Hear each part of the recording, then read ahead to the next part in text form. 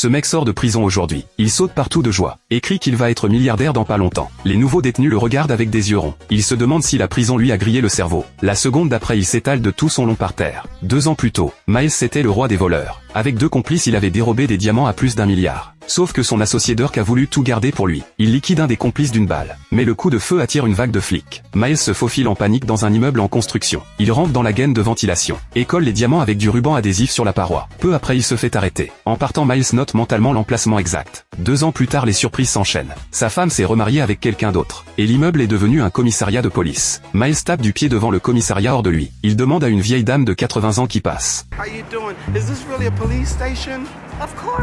Et là il s'effondre encore plus. Le 3e étage est totalement inaccessible maintenant. C'est là qu'un livreur de repas passe devant lui. Et Miles a une idée lumineuse. Très vite un type avec des dents de lapin se pointe. C'est Miles lui-même déguisé. Il entre au commissariat livrer une pizza. Mais le flic à l'accueil lui dit: pour monter au 3e, faut un badge ou des menottes. Les menottes c'est hors de question. Mais un badge ça peut s'arranger. Un policier passe sa carte à ce moment-là. Miles lui tend la pizza sans hésiter. Et ressort en vitesse. Une carte d'accès dans la main. Miles va voir un vieux spécialiste du faux. Badge de police, carte professionnelle. Et même un dossier de candidature tout falsifié. Le soir, Miles s'entraîne aux techniques d'arrestation des flics. Le lendemain, il débarque au commissariat tout excité pour prendre son poste. Mais il a vraiment une tête de voleur.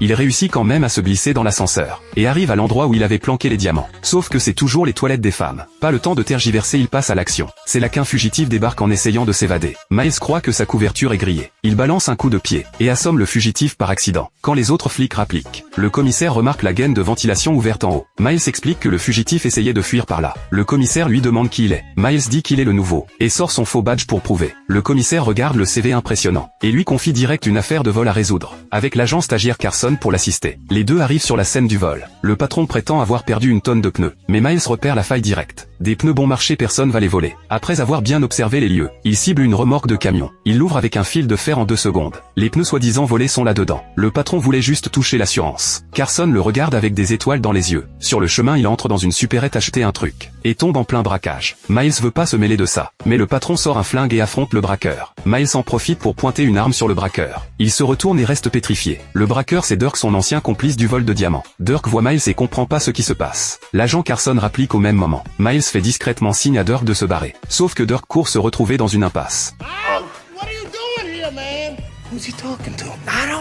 Pour pas griller sa couverture, Miles décide de négocier devant tout le monde. Il joue la comédie devant tous les flics. Il promet à Dirk 10 000 $ d'avance, et 30% quand il récupère les diamants. Face à une offre aussi alléchante, Dirk accepte et coopère sans hésiter.